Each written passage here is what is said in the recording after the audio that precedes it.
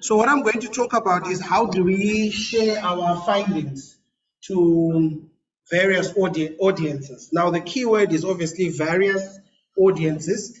The second point is also the importance of sharing the findings as a basis to attract more funding. Dr. Marongwe spoke about it, that, you know, it is treason. Let me use that word. It is treason. Couple of years, 2-3 years ago, when the former president Mugabe was still alive, he woke up one morning and he was told by his people that you are a liability to the country, and you are, someone wrote on social media, you have been found guilty and your charge is treason to the people of Zimbabwe. And so there was this whole takeover that happened. And I believe it's exactly like that with regard to the dissemination of findings. Now, unfortunately, when it comes to disseminating findings, there's a friend of mine who was telling me that not many people are going to read your dissertation. Prof. Simatele gave an example yesterday that she would go to the librarian, here's a copy, here's a copy. So there must be other outlets through which those important findings in a dissertation, in a paper, come out and are expressed so that everybody understands what we're talking about. And that's what we're going to talk about. What are those other outlets? And I'm going to share with my experiences. We are actually currently doing a little experiment with one of them, which we will talk about just now. So we should ask the question, why should we disseminate our findings? Is what is done in a thesis or dissertation not enough? Not only your findings, but the findings of your student. You know, they graduate, it's awesome. They laminate, they print the booklet goes for this. You know, that's nice. But I want to ask some questions. Who reads our work? That's an important question to say. So why are you doing a PhD in economics, in business management, in engineering? Who is going to read your work? Who wants to read your work? And who is not reading your work, and why are they not reading the work? Sometimes the reason people don't read the work has to do with the way it is written. Academese, part of the language that is in the work. So we need to ask those important questions. Then those three issues that I think are crucial that we must talk about. The first one is research for impact versus research for contribution, which could be more or less the same, and research for recognition. And allow me to add that there is nothing wrong in all three of them. The recognition actually comes with the impact. If you ask any Nobel Peace Prize winner, they get that award because their research is not only making a contribution but impactful, but it's because there's recognition of that work. So that's what we should be striving for: impact, recognition, and contribution. Unfortunately, the society we live in, it's a society where if someone were to stand up and say, my paper was the first one to be published on this area, it's confused to self-aggrandizement. You're full of yourself. You know, you've got one academic made a fatal mistake. He wanted to say you've got exaggerated self-importance. He said you've got exaggerated self-impotence. And that means something else in another circle. So we also need to understand the contemporary audience. Now, this is where the trick is. Your children, they don't have as much concentration capacity as you do. So they find it very difficult to consume large amounts of text because the audience that we're living in. In fact, some people are actually arguing that we also need to find ways in which we can translate our research using modern day forms of technology. TikTok, for instance, a challenge is going around to say, tell your research story on TikTok as a possible video that can be sent on WhatsApp. So in 2 minutes, are you able to tell that story? And then that's trying to appeal to the contemporary audience. So I want to then argue that dissemination becomes a useful part of the research process. In fact, it is mandatory that we disseminate. It must be planned. You must consider the audience that you are looking to speak to. You must speak their language.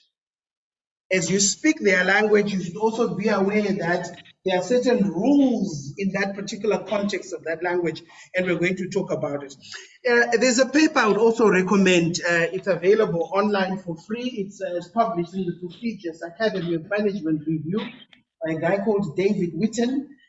In this paper, David Witten was arguing what makes a theoretical contribution. I make it compulsory reading for all my master's and PhD students as they start. Because in that paper, David Witten then argues to say, all we need to be doing in our work is striving for this aspect of contribution. But we must know what contribution is. Contribution, we will make it available, so don't worry, I will download it in the email we'll send with all the slides. We'll include this paper. We need to be making sure that we make a case point for a contribution. So a contribution can not only be theoretical, a contribution can be a method, which is something I learned when I was starting my PhD, because I was coming from a very positivist variable, influencing this variable. And then in the UK, my supervisor then says to me, you are merely continuing the errors of what Western psychology has taught. Where is the African voice in your work? Now that hit me. For a foreigner, well, for a European to be telling me as an African who's doing a PhD in an African country using African research samples to say it's not working. We are merely continuing what we Westerners have continued. And so I dedicated 3 years of my life of working with stories. My argument was simple. Africans are great storytellers. We can tell a story.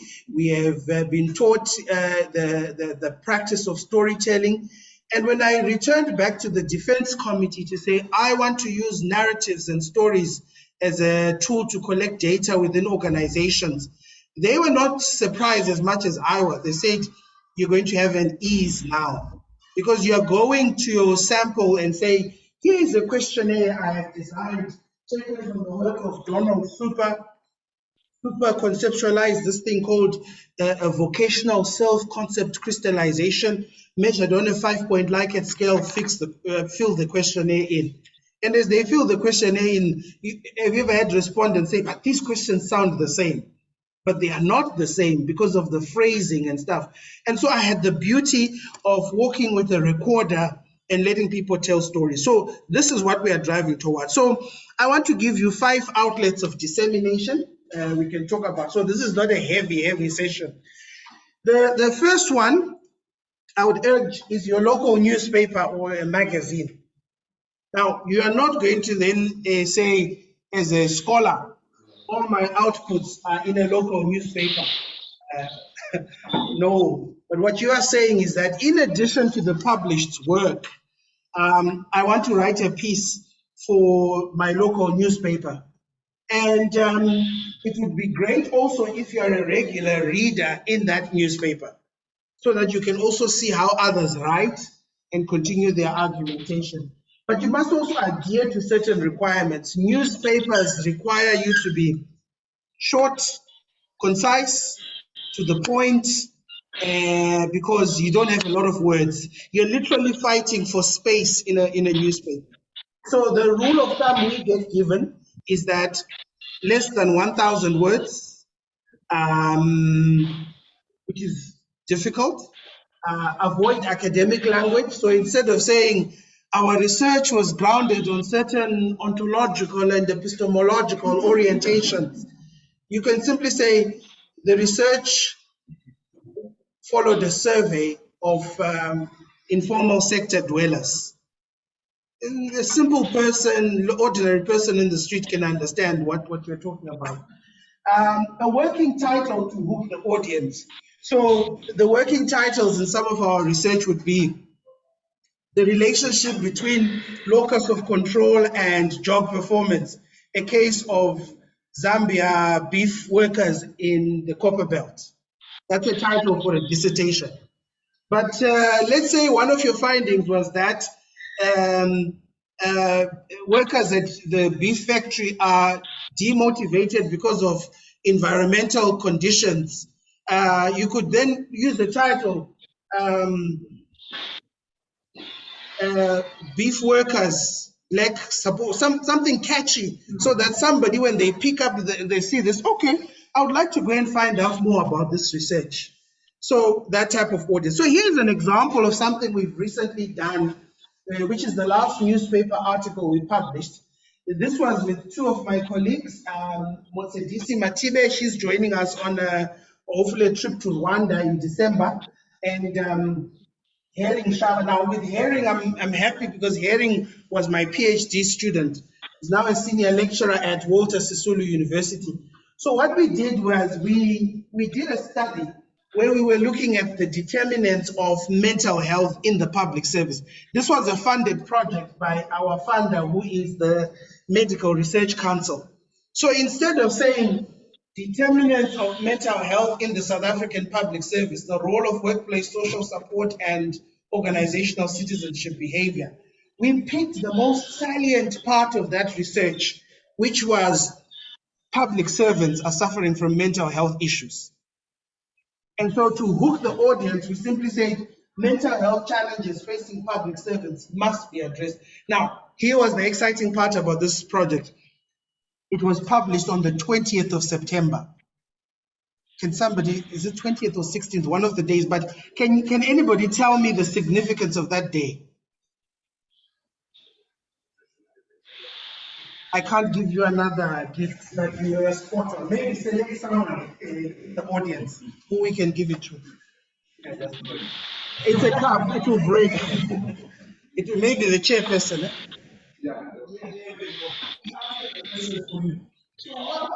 What we did was said it's World Mental Health Day. So there's going to be a lot of talk about mental health. So we wrote to the editor of the newspaper and said, we've got some latest research we've done on the public service. We would like to publish. And it featured a nice, and to get this space is in a daily newspaper for free, by the way, we didn't pay for it. But what it then did, and I don't want to exaggerate, people say, Prof, you're exaggerating. What it then did on that day, the newspaper then called me and said, we would like to direct some queries to the article to you. And I said, okay. And then we got a query. And this person requested it and said, I resonate with the research you guys have conducted, which was published in today's newspaper. I am literally struggling with the same in the workplace that they're in. And what they did, just so that we're not fabricating, what does it say? Details of what? Right, the details of that part. The person then sent us a grievance order that they have sent to their employer, saying, thank you for the research because I really enjoyed it, but it also emboldened me to actually continue fighting the struggle that I'm going through in my workplace. And we slept better that day because we said our research is receiving recognition. We are not just theorizing to say we use structural equation modeling, the latent variable and the manifest variable. We did exploratory factor analysis, but what we did, we put it in simple language that simple people could understand. And what we also did, we put the acknowledgement. We actually acknowledge that we are funded by, and the funder is happy to see such things to say there's that impact going on. Here's another one, which we did with unemployed youth. Now, one of the interesting things which we could even collaborate here is to find out how students from rural campuses like ours here and like ours are adjusting to the job market. Now, what we are finding is that, I don't know how the graduate situation is like, would a graduate from Mulungushi and University of Zambia, in terms of employers' perceptions, how are they perceived? Is there that dynamic that somebody from Pretoria UCT, WITS is more favored than a person from a rural university like ours. I don't know if it's happening in this country. But so what we did in this study, we tracked some young people for an 18-month period where we said, okay, here is a diary from us. Keep a diary of how your job search process is going on. And then they returned the diary after 18 months. And that's lots of data, lots and lots of data. So we started writing a story. And, instead of saying perceptions of unemployed youths to the unemployment situation in South Africa, we even played with words. South African jobless youth caught between a rock and a hard place. Now that's kind of catchy, eh? Rock and a hard place. It's like jumping from the frying pan into the fire, something like that. And it hooks up. And we also got people saying, would you like to work with us? We're also doing additional research. Now, what I'm talking about are those three things: researching for impact, researching for recognition, researching for contribution. If you can balance that would be great. Here is a second outlet. We call it the conversation. Now, these guys are brilliant. In ironic part is that mental health paper, we first sent it to them and they rejected it. We said, no, we just use other outlets. But they are great because the Conversation Africa tries to turn research into publishable newspaper material. So you'll read in a newspaper, the article first appeared in the Conversation. They do it for free basically, but they help to get your work recognized. So what you then do, here is the process. It's only for people who are working in an academic institution. So you can't use your Gmail address to register your profile. They need, because they just want to authenticate your person employed within the institution. So you authenticate your educational history. And then once all of this is sorted, you're now ready to write for the Conversation. So there's probably a profile of your institution. It tells you how many people from your institution have published. Also from October the 2nd, 2021 to November the 2nd, one article was published from that. It's a newspaper article. It will tell you the hotspots where that article was read in terms of the data that it generates. Now, here's an outline of my profile with them. Over the past 6-7 years, I've written only 5 articles with them. Out of those 5 articles, from those 5 articles, they've been read 31,497 times. I've received 10 comments. It even tells you the breakdown of which countries are reading it. Strangely enough, most of the people reading it are from America and the African continent, actually. And it tells you the articles that you've written. Now, you don't have to write on articles related to your work. So let's say the day HK, is it HK? HK came into power.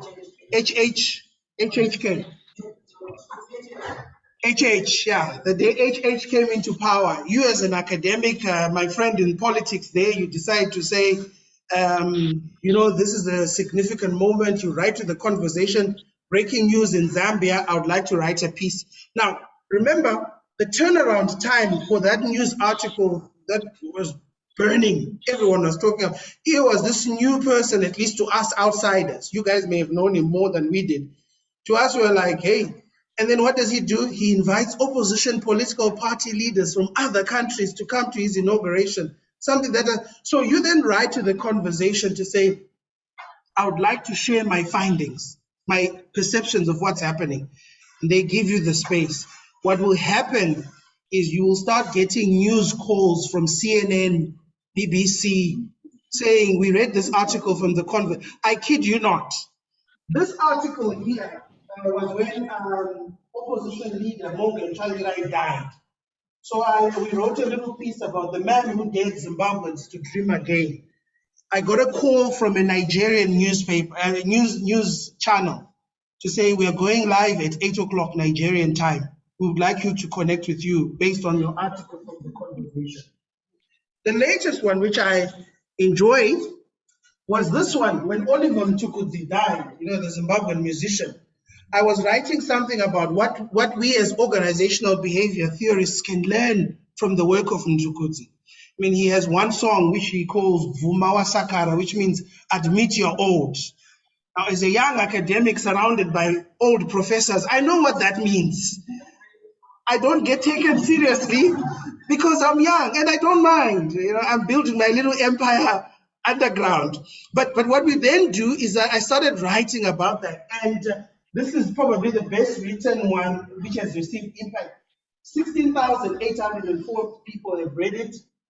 5 comments were received, 20 tweets, retweets as well, 293 shares. But here's the awesome part. Newspapers from the Kenya Star, which I've never heard, Ghana, Forbes, Africa, ran the article again for as long as they can actually say it was acknowledged. And the important part is that a potential funder called and said, how would you like to write a book about Mtukudzi and Oliver and Yuma Sekela? And hopefully sometime, this was the article,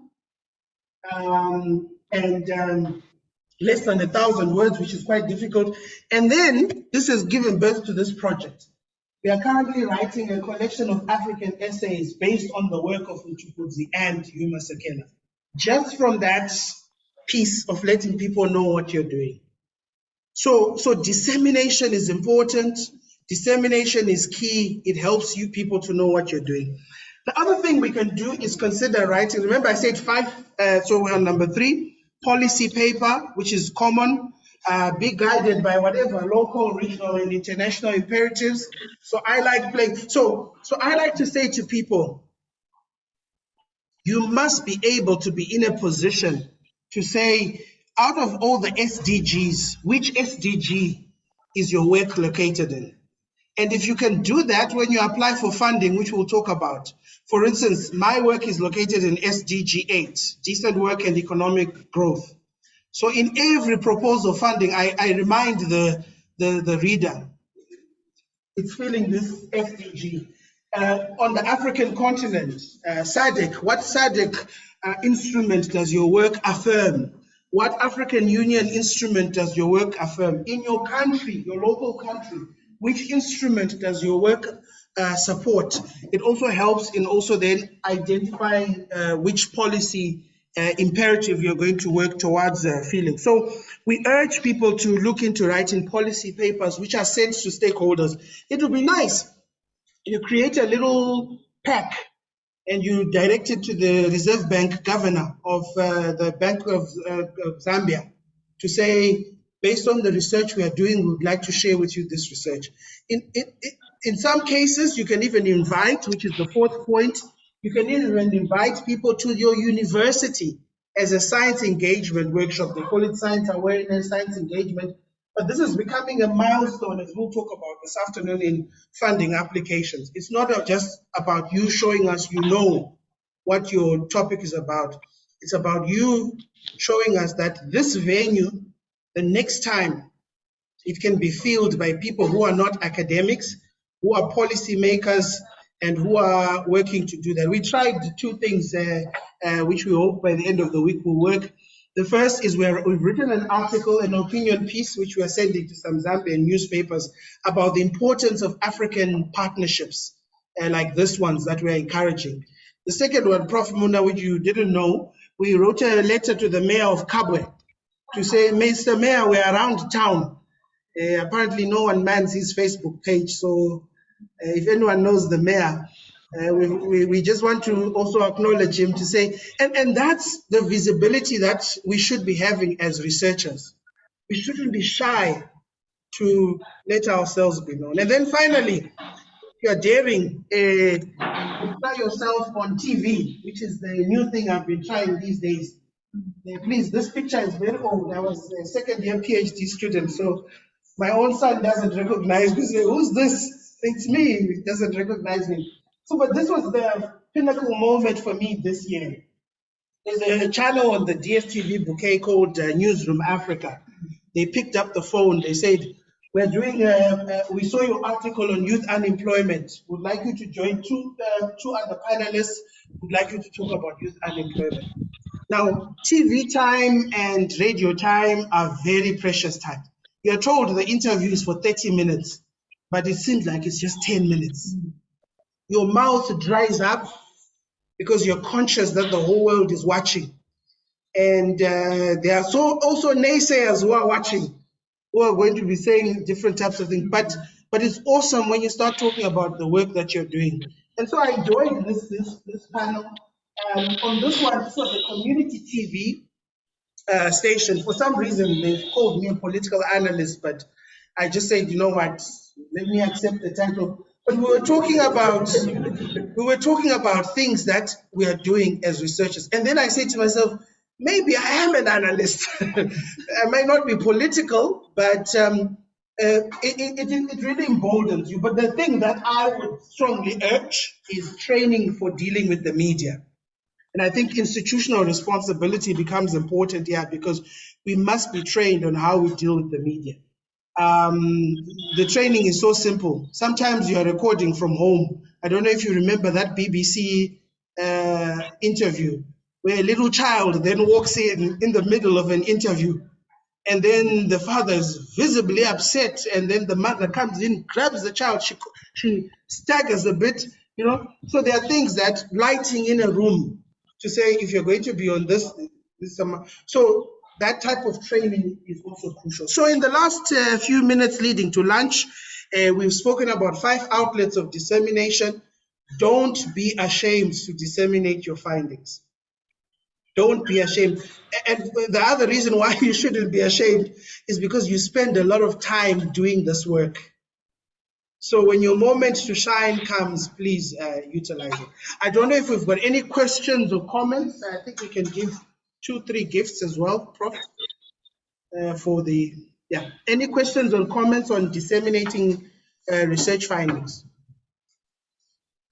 Is there anybody who will be writing a newspaper article to the local? Okay.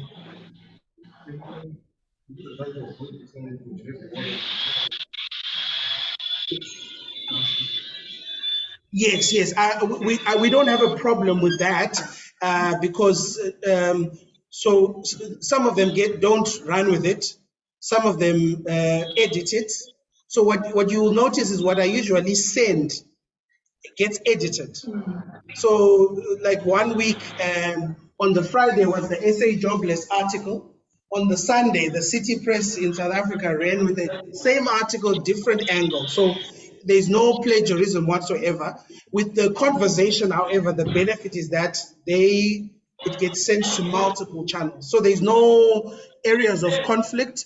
But what would be wrong is if the issues are different. So in one paper, you're saying B was the finding, and in another one, you're saying C is the finding. There must be at least consistency in the findings. Yeah.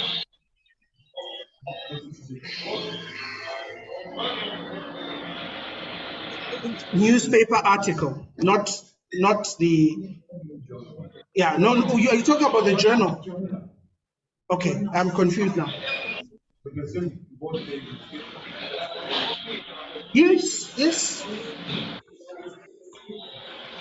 Yes, you can.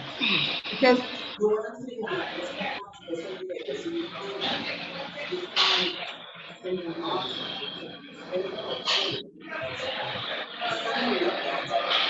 a summary of the article you can, but if it's a journal, no. Okay. No, the journal article is clear. I mean, one of the rules is that the paper must not be submitted. Yeah. No, the journal articles, no.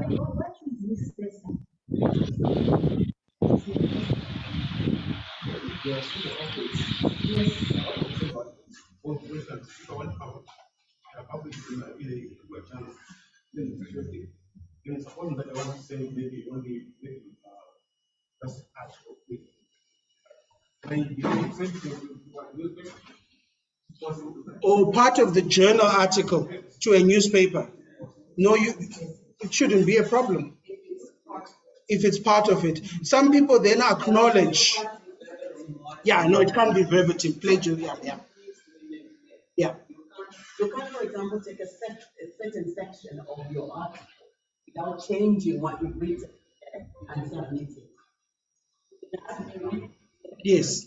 So you can summarize or maybe write an article on one of your key findings, like yes. Prof D, yeah. and submit it to another outlet, but you cannot just pick something From the it. article and Yeah. send it somewhere Yeah. else. Yeah.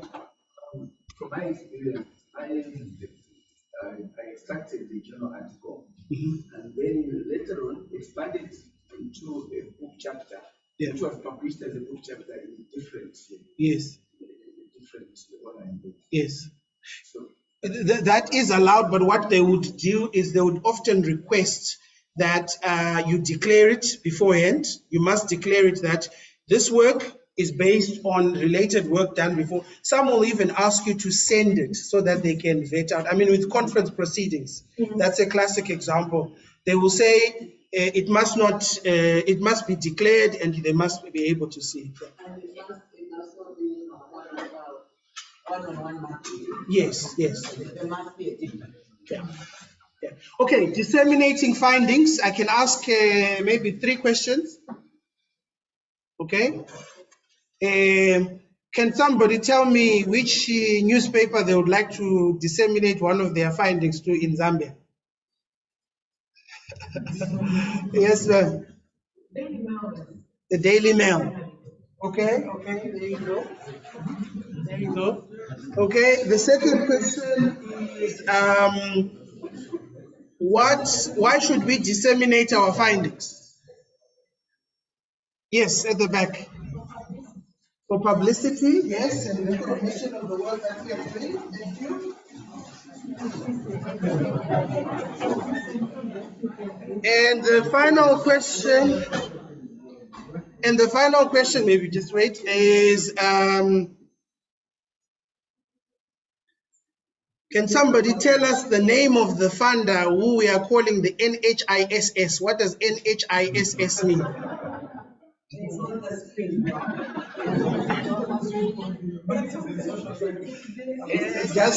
I'm not a bad sport, it's fine. Thank you very much. I'll give over to the organizers. I think we're going into lunch now. Yes. I just wanted to say, being a Zambian, one of the things that's frustrated me extremely in the past is finding an area of research which I'm very passionate about, doing research, and thinking this is really going to make a difference. And I think it's relevant ministry, and nobody ever hears anything about it. It's happened to me once, and I really hate that because I don't know what it is like now. I mean, I gave up like in 2005 or something like that. I don't know what the current setup is. But what I've learned now with the experience that I've had in South Africa is that sometimes you have to be part of the policy forum. Right? So if there are any technical forums where are invited and so on, you don't need to be presenting something. Just be part of those bodies because kind of it helps to identify someone who is already in and because sometimes it's not just for publishing. Like for me anyway, like I say, I don't really have a gift for writing. I would be like, I do write and I get published. But publication is more for research that has impact. Because the research problems that I deal with have to be the community. So sometimes policy also. So, and I think that also another thing we don't have much, and I think I'm speaking very openly in Zambia, that we don't have a lot of academic associations. You know, that we kind of heard. So that's something maybe that Mulungushi can think about. Starting something in Kabwe, you know, as economics, you have an economics branch where you deliver invite the local economic development office from the council to be present when you're made. So that's just, you know, that's one of the things I think that Prof talked about, and I'm just trying to contextualize it. In case when you do a study that is really relevant to the community, you deliberately call a seminar and invite the relevant policy person. You know, if you're having a seminar, would you want to come and open the seminar? You know, sometimes you have to be crafty. Come and open the seminar. Open the seminar, they're forced to sit and listen to what you're doing. And then that really find an inroad to that the world considered as impact. Thank you, Prof. One of the things we did with that article, linked to what you're talking about, is that our public servants, ministers, are now visible on Twitter. So what we did is, we thought it was good work to let them know. We tagged the Minister Ayanda Rodlo, Minister of Department of Public Service in South Africa. We tagged the departmental hashtag on identifier, the Deputy Minister, the Director General in the and what were the chances? And we got a response to say, thank you, we saw your hashtags on the thing. The minister they'll say they'll look into some of the issues. We don't know whether they'll do it or not. The point is they heard, and we were using tools. We didn't have to write a letter that gets taken by a gatekeeper and hardly ever arrives to the, we went straight to them. Of course, you can't write disparaging comments to say you are a useless minister, you are doing nothing, but we thought it was very civil as well to say, Minister, some of the findings we're working with are here. Yeah. Okay, thank you. Thank you so much.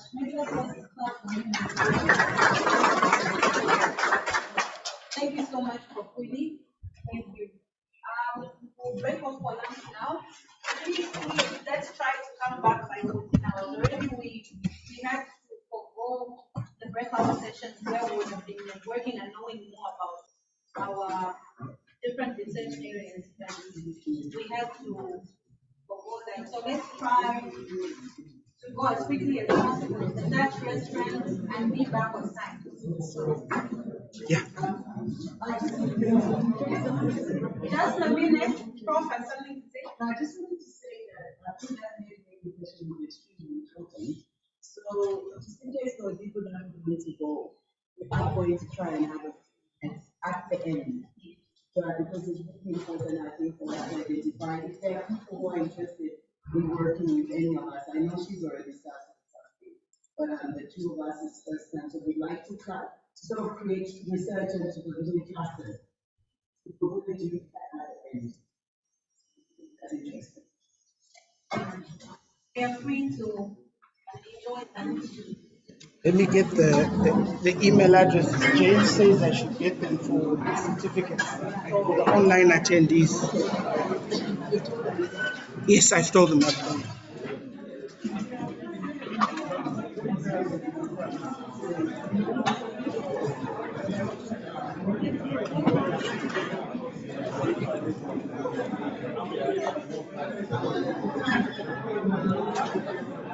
Thank you.